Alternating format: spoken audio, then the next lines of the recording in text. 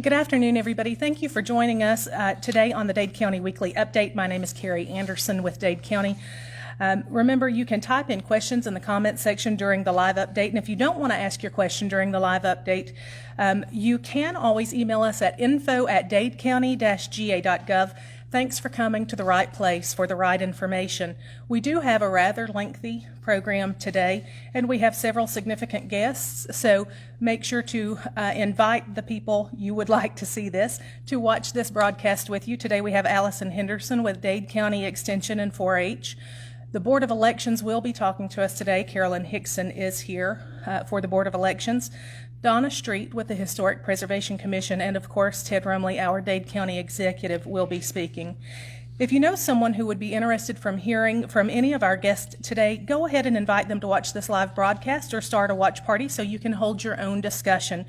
Remember that you can also watch this later on Facebook or YouTube, and sharing the links to our videos is super easy. We were also asked today to remind you of a couple of upcoming events. So you can write this down, or you can always check out our calendar at dadecounty-ga.gov. So the Veterans Day Parade will be this Saturday, November the 14th at 10:30. It will start at First Baptist Church and will end at the American Legion, followed by a hot dog social. Also, Uncle Lair's Holiday Craft Fair is Friday from 9 to 9 and Saturday from 9 to 4. They have over 30 vendors registered for that fair. It is all set up outside. The Trenton Police Department is doing the Silver Bills Project. You can call 706-657-4167 with questions about that. You may drop off your donations at City Hall between the hours of 8 and 4 until December 11th. They are asking for basic hygiene items, crossword puzzle books, socks, blankets, small puzzles, things for the like. This is a program that gives gifts to the senior citizens in Dade County. Also, Dade County Sheriff's Department is accepting applications for the Hope for the Holidays program until November the 25th. They are also taking donations for this program. If you would like to apply, or if you have a donation, please call the Sheriff's Office at 706-657-3233. Also, a reminder of the big events on December 5th with Light Up Dade, with the Alliance for Dade and the Public Library. So you may see some flyers like this around town. So it's Eat, Shop, Spend, Enjoy. They will do a grand illumination at 6 o'clock with pictures with Santa, shopping, dining, decorations everywhere. And the winner of the most festively decorated business will win a business membership to the Alliance for Dade and the Christmas Spirit Trophy. If you would like to participate in that, call the Alliance for Dade or the Chamber of Commerce at 706-657-4488.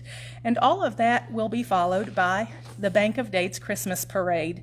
Holly Jolly Christmas. It is a lighted parade, so all of the entries in that will be lighted. The parade begins at 6 o'clock. If you would like to register for that, please call the Bank of Dade at 706-657-6842. Also, right before we came on, Lawana Vaughn with our elections department asked me to make this announcement because there seems to be some confusion about absentee ballots versus voting early.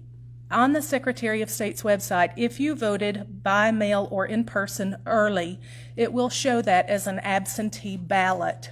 So that is something with the Secretary of State's website. If you voted early, in person, or by mail, so if you voted early, period, whether it was by mail or in person, it will show that it is an absentee ballot on the Secretary of State's website. So please make a note of that. And we will start right now with Alison Henderson with Dade County 4-H.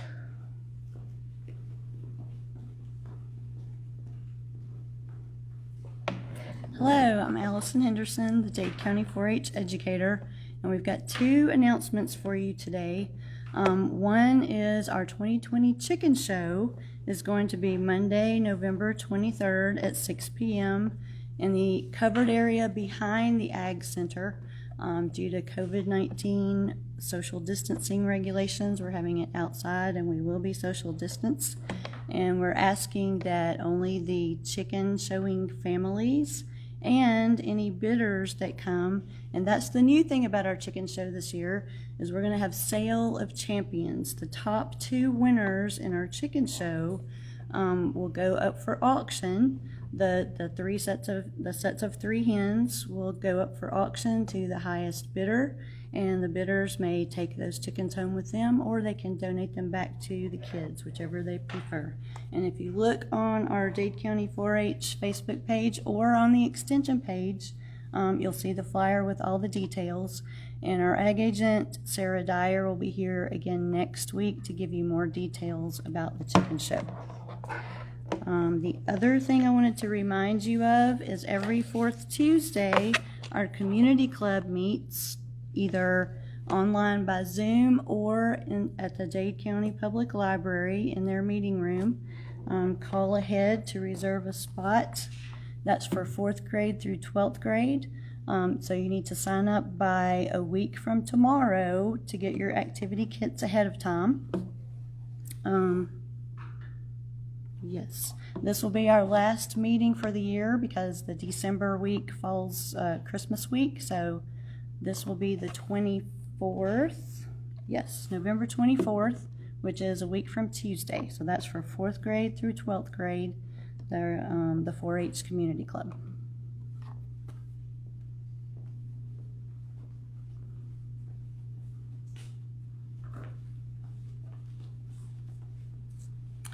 Hi, Carolyn Hixon, Dade County Board of Elections. I have a short list of numbers for you today, and they're going to concern the election that we had November the 3rd. The election day votes cast was 2,319 total, so that was a good turnout. Now I'm going to give you a rundown of the different offices.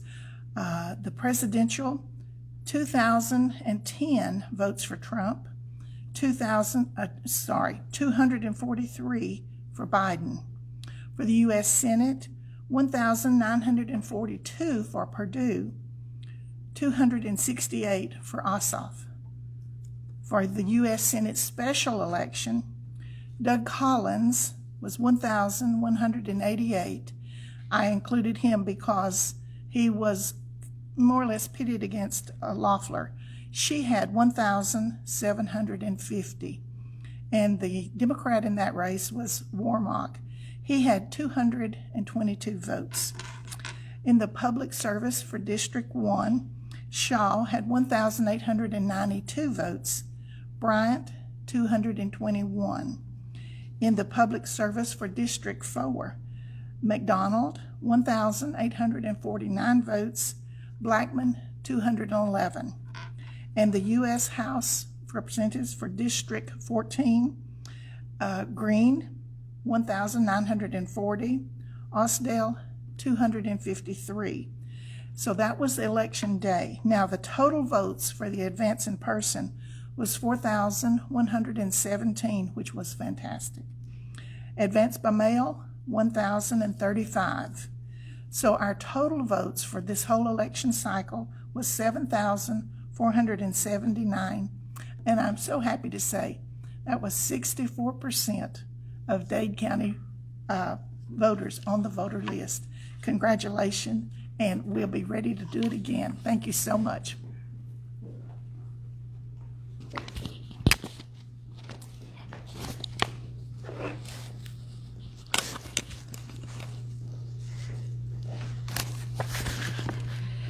Next, we will see a brief presentation by Donna Street with the Historic Preservation Commission.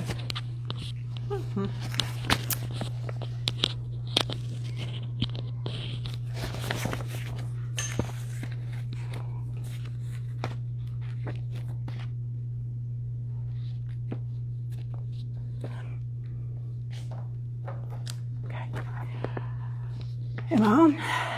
Good afternoon, everybody. The Historic Preservation Commission became an actual part of the Dade County government about 2 years ago, and we've been working hard to do all the things that a Historic Preservation Commission is supposed to do, one of which is, one of our goals is to get the courthouse renovated, and we're working on that. There's going to be some action on that very shortly. We have the contracts to be signed very shortly, and work will begin on the repair of the substructure of the courthouse roof. What I have for you today is one of the things we're supposed to do is give public information on historical activities, but we have created a new calendar for this year. We're a little earlier getting it out than we were last year, and I want to show you some of the pictures so you'll be encouraged to purchase one.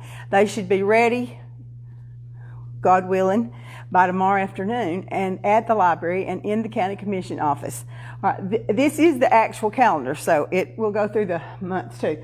This picture that you're seeing right now is the Union School, which was south of Trenton, and it was Rex Blevins, and almost Rex completely by himself had got this building moved and restored, and he borrowed, begged and stole from everybody to get this where it was.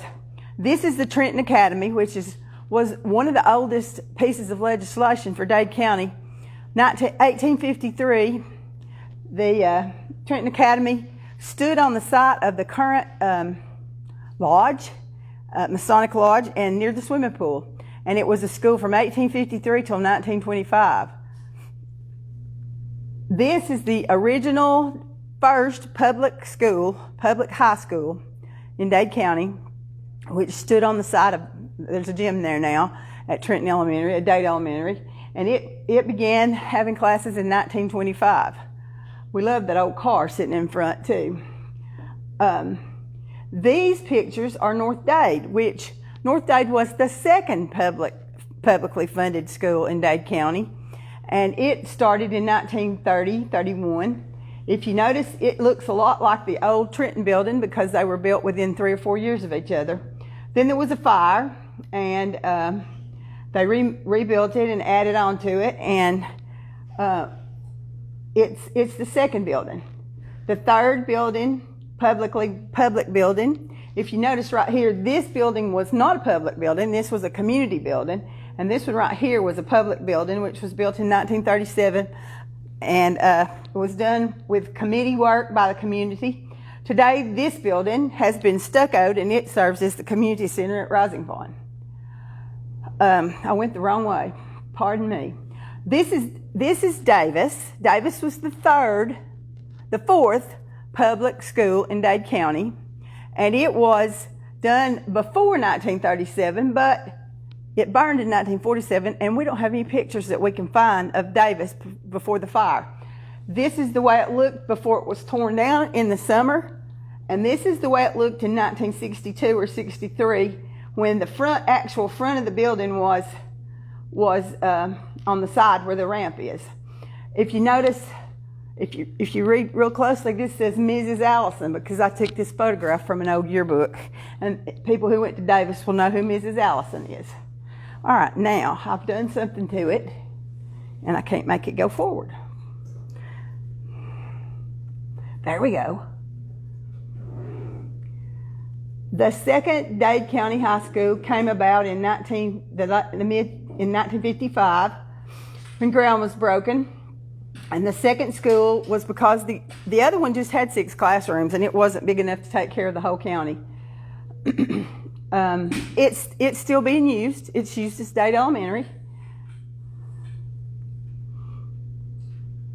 I put this one in because it was an interesting picture. This is the bowl at Davis, and anybody who lived on Sand Mountain or knows anything about Davis School knows that the bowl is a big deal to the people who live there. This is the old rock building. This is the 1950 addition. All the public schools in Dade County got an addition in the 50s. And then this is the bowl. Today the bowl holds a softball field or a baseball field, a fancy playground, which I love, and a walking track, which is paved for the citizens of Dade County to use. That was put in by your SPLOST dollars, and your tax commissioners, and your county commissioners and government put that in for us. Okay, this is 3 of the schools at New Salem. This is a 1908 school. This is a 1940 school, 30 school. This is a 1950 school. This one was a community-built school. This one was a community-built school. It burned, and then the community went together and spent a lot of effort to get this building done. If you've ever gone to the Mountain Festival, these are the doors you come out to go to the Mountain Festival. It did not face a highway, as most buildings do. But the fire department and the community center still use that building quite a lot. This is the Skelf School. Now, in Dade County, we had about 25 one-room schoolhouses in 1858. This was one of them. It was probably not there in 1858, but we know it was there in the 1870s because there was coal miners going there, living there, and their children had to get educated, so they had this little school. This picture, when you buy your calendar, you'll be able to tell who some of the people are, but this gentleman right here is Mr. Herschel Pennington. He and his son went on a field trip over there in about 1998, and this is the school where he went to elementary school. This building still stands, but you better call ahead if you're going there. These schools are on Lookout Mountain. This is Dillon School, which is in Walker County. A lot of people went there because people, they didn't know where the county line was. They just went back and forth. This is a picture of Dillon's at Head River School, and I think I might have gotten them backwards. I think this is Head River School. But this was started by a man named Andy Andrews, and he was a Scotsman, and he built him a school, and I didn't realize it, but a tornado destroyed this school in 1884, and it stayed a school for a long time. All right, in North Dade, there was tons of schools. There was one at Morganville, which was the Methodist Church. The Methodist Church does not exist anymore. It was on Morganville Ridge Loop, that little cutoff road there, and it's right behind where the current Methodist Church is. This is a list of people in the class at New England School. This is my grandmother in 1911. This is Murphy Hall School. There were kids in every community, so there were plenty of schools. This is the much contested and long-awaited Consolidated High School, which its whole name was Northwest Georgia Comprehensive High School. The state began planning for this in the 50s. It took till the 70s to get it built. This photograph down here is Gene Bird, the first principal, and the road hasn't even been paved, and they're just about to move in. It took forever to get it that way, but it's turned out to be a great thing because that building is now used as our middle school. And I think that's all, Miss Carey. We do encourage you to get your copy of this calendar, and you may do so at the public library or in the county commissioner's office. We may have another couple of places. I just posted it on the Dade County Historical Society Facebook page so that if you want to order one and you want your name put in the pot, then just go in there and tell me how many you want. Give me a phone number too. Thank you. Oh, it's $10, and the money will go to the Historical Society. So if you're writing a check, make it to the Historical Society. But the Historical Society will hold that money for the courthouse, and we will match. We'll have a little matching money for when the county we write a grant and we need a little extra cash. So thank you, and thank you for your support. We appreciate it.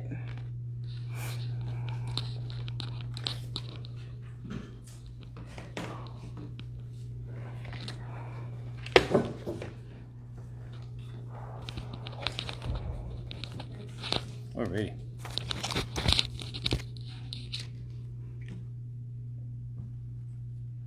That was a good report, Donna. Good job. That very interesting to a lot of people, especially people that's been here most of their lives. If you look at some of these pictures, and the good thing about it, they do have names on all of them, most of them, and you may see a great uncle or great grandfather or something that right there. You know that. It's amazing, you know, the history that you're going to have in this calendar right here. I'll go ahead and start with a few things here before I give my COVID report. I want to mention the Dollar General at Davis up there. They've started work on that out there on the mountain. I said this last week, but the actual they've got to be finished and actually ready to give the key over to the Dollar General people, the contractor, by April the 1st. They're hoping to have good weather, and hopefully they'll cut a month off that, but that's the worst case. The Fred's building has been, as I said, has been sold. They came by this past week. actually this week. I keep thinking today's Monday, but anyway, they came by and picked up the keys that we had here for that building. They wouldn't exactly elaborate of what's going in there. They did insinuate it was going to be some type of a market. We're not sure what. Maybe a multi-purpose market, but it'll be one of the probably equivalent to the Freds, I would say, probably. I don't know, but maybe I'll know more about that next week or the next, and we can give you a more definite update, because it's not something, like before, like waving on these Dollar Generals, you got to wait until they complete the project. This thing's ready to go. All they've got to do is go in, do some cleaning, turn the power back on and all that, and they're ready to stock the shelves. So that's going to be pretty interesting. Another big one here in Trenton right now, big thing going on, is our Tractor Supply. If you go by there and look when you get off the interstate, they're really working over there. They're getting all the great work done, all the erosion controls up, and they're ready to come out of the ground with it. And I think once they start on it, weather permitting, they're going to go fast with it. It's going to be one of the larger Tractor Supplies in the area. Alex had mentioned the other night, I did see the plans to it. They've actually came back and updated the plans and added on the other end of the building there a whole new garden center, for plants and all type of outdoor stuff, that normally Dollar General does not keep, but that it's going to be something a little different, So looking forward to that. Do want to mention too, the election. There's been a question on yesterday. I found out about the supposedly a person in the county that had been dead 5 years that voted through an absentee ballot. That's being investigated as we speak. It's a big deal. It is a crime, and you need to know that, because that's not right. It's not. I don't care where it's at. I know that this election was one of the largest, or in my lifetime, the more people voted in this election than I can ever remember, and it's historically that. But if you suspect this happening, maybe whatever, this is a number to the Secretary of State. They've asked us to give this number out. It's 404-656-2781. 404-656-2781. And to actually another number here to report fraud is 470, and this is 410-8793. So if you have any information or whatever, that this is numbers to call here to go directly in. And from what I understand, you will talk to a human when you call these numbers. It's not like an automated thing. Excuse me. They want to report on their Lookout Lake. This will probably be, I may talk about it next week a little bit, because we do have one walkthrough to do next week, but it's just going to be minor things. But that road's open back up. Thank goodness. We got that went smooth. The weather worked with us good. And we got that. It looks really good, and we've tested everything out there, all the pipes and all the piping in the ground, the overflow, everything is just what it's supposed to be. So it come out good. And as we mentioned Monday, we have started work on County Road 6. That road's shut down. That will be down for a minimum of a month and probably a maximum of 2 months. We've got, as we speak, this morning I had about 20 holes. We've got about 30, a little over 30 holes that it's been drilled out there, and they're pouring concrete and putting steel in right behind the big beams. Most of these holes are anywhere from 40, 50, 60 feet deep. We go down to either solid rock or solid ground, and we're bringing these out to 36-inch holes, and then that's what your wall will be built into. That'll be laced inside the wall, and it's just like we've done up on the other mountain here on Burkhalter and also above this. So. But it's time consuming, but we just want to do it right, and that way we won't have to go back and be patching it every 6 months or so. The paving, we'd like about another week. Last week I said it'd be a couple of weeks, so hopefully by this time next week, hopefully before Thanksgiving, our stripers will be in here, and everything we've laid down, we should be finished with our paving by then, and all of our new paving will be striped. And also we have some roads that are not new that we need striping renewed on, and they're going to do that. Excuse me. Got choked a while ago on a peppermint. So we had a lot of calls, about that, especially with the fog and the bad weather. We do have, especially some of the mountain roads that need it. We had a commission meeting last Thursday, and we proclaimed November the 15th, Dade County Recycle Day, and we do have a really good recycling program in Dade County. If you have any questions, about that and are new to the county about what we do accept, you can call 657-2776, and they can answer any of your questions. We're open Tuesday through Saturday, 8 to 6, and the scales they close at 4 o'clock every day as far as driving across the scales. Our driver's license people, they'll be here next Monday, and we try to mention this every week because there's always someone that goes over there and they don't realize that it would have been better for them to make an appointment, and they sit there for maybe an hour or so, but they will not turn you away. But if you don't make an appointment, most of the time you have to wait a little bit longer. There's a number here you can dial. It's 678-413-8400, and you go in and it's real just simple. Ask you a few questions, and then you'll be set. And then when you come in, they'll tell you a time, and usually when you get there, you don't wait 5 or 10 minutes, and they take you right on in. So try to do that just to save time. We're still doing testing, and we'll be, who knows, probably way after the first of the year, downstairs here on Wednesdays with our health department. It's free, don't cost anything. Doesn't matter where you're from. Come through here, and you can go through there. No, don't have to get out of the car. Just fill out a short form, and it takes roughly 10-15 minutes if there's not a line, and they get results back usually within 48 hours, and it's very accurate. It's a very accurate test that they're doing here now. Before when this thing first started, there was a little question on it, but this test right here is in the 90s as far as being accurate. So if you have any, you don't have to have symptoms. If it's just bothering you, you want to know, please do that. Don't cost anything at all. Let me let's see here. That's pretty much everything I want to cover. Let me go into my COVID report here. Okay, Dade County, as we speak today, we're at 421 people, positive cases. We were at 390 last week at this time. In a 2-week period, in 14 days, we've had 68. Now, this is figured into these numbers, but we've had 68 positive cases. Most of those were tested actually down in our health department, but that's in 14 days, so the numbers are going up. We've had 6 deaths. And out of that 421, from the beginning, we've had 23 hospitalizations. Walker County, they went from 2,007, and they're at 2,139 today. They've had 244 people now in 14 days test positive. So that's a big number. They're a big county, but that's a lot of people, test positive.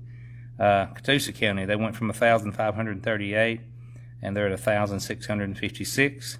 They've had 198 tests positive in the last 14 days. Chattooga County, they went from 996 to 1,042. They've had 95 in the last 2 weeks test positive. Whitfield County, they went from 5,833 to 6,246, and they've had 788 tests positive in the last 14 days in Whitfield County. Gordon County, they went from 2,527 to 2,660. They've had 263 in the last 2 weeks, last 14 days. Floyd County, they went from 4,220 to 4,427. They've had 392 people test positive in the last 2 weeks. Of course, Floyd's a big county like Whitfield, but that's still a lot of positives. So far, there's 1,923 that's in unknown counties. That means their address has not been matched to a county. And we've had 8,333 deaths total in the state of Georgia. And that's up from 8,072 this time last week. Tennessee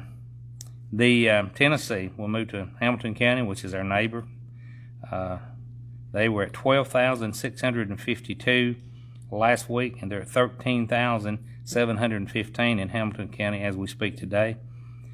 Right now, they have 1,243 active cases, and they've had 12,353 recovered out of the 13,715. They've also had 110 deaths in Hamilton County.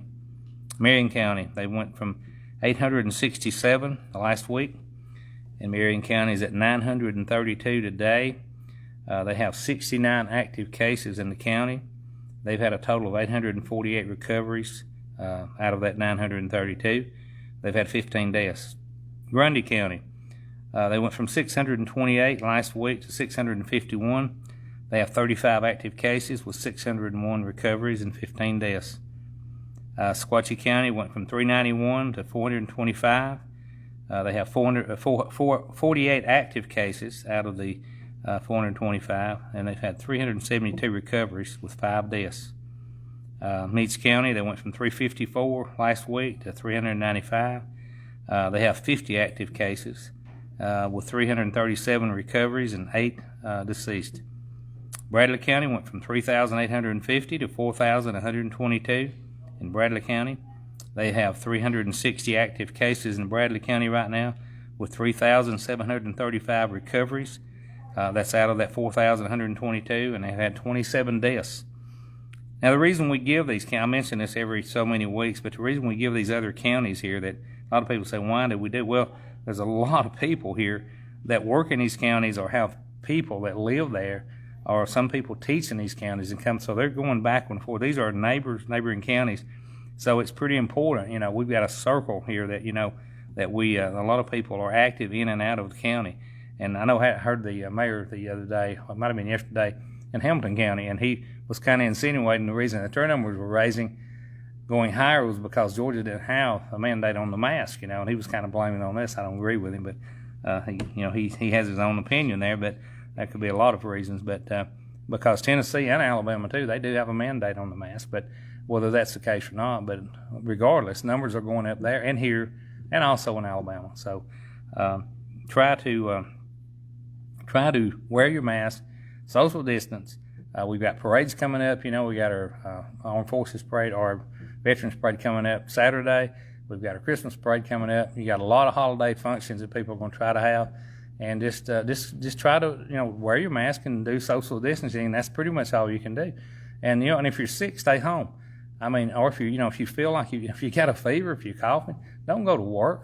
Go ahead and get tested, but go to your doctor. It's probably the flu or just a cold, but why take that chance? Because you could go in and you could shut down the whole place there if you don't watch it. But just try to go by the rules, go by the guidelines. Another thing I want to touch on too was when I mentioned the voters back here, supposedly Dade County. I know most of you seen the news yesterday. I just heard about it yesterday, but we've had a person and I talked about this a little bit ago, but that actually supposed to have voted. Again, I'm saying this again, that is a crime. They voted falsely. Supposedly this person was actually deceased 5 years ago, and it really aggravates me. I keep thinking about this because it's not right. It makes us look bad in Dade County, I guess. But I'm going to tell you, this is something that they'll see all over across the nation. Because when you've got that many, every person in a county or in a state is mailed an absentee ballot, there's so many things that can go wrong. It's a good thing. I think it's a great thing. But there's so many people out there that can find bad in it. And I'm not saying that's swayed one election or another. I'm not talking Democrat or Republican here. I'm talking about right or wrong. And I hope that they do track this person down or people, whoever, and I hope they prosecute them. And we'll be behind it. Because it's just not good, and I just want to throw that out there, good or bad. But you'll be hearing more about that, I know, on our news channels. We had even a while ago, before I walked in here, CNN out of New York actually called our office wanting someone to comment on that. Dade County, little Dade County, and here you've got New York on, so it's a big deal. So appreciate everyone watching this. Hope it's informative. If you have any questions about anything we talked about today or anything pertaining to government, or if you just want to talk, 667-8999, area code 423, that's my number. Our other commissioners are very easy to access. Their numbers are on our website, and you can call here at the office, 657-4625, and we try to be there for you, and we'll answer any questions or get you the answers if we can. Thank you for watching.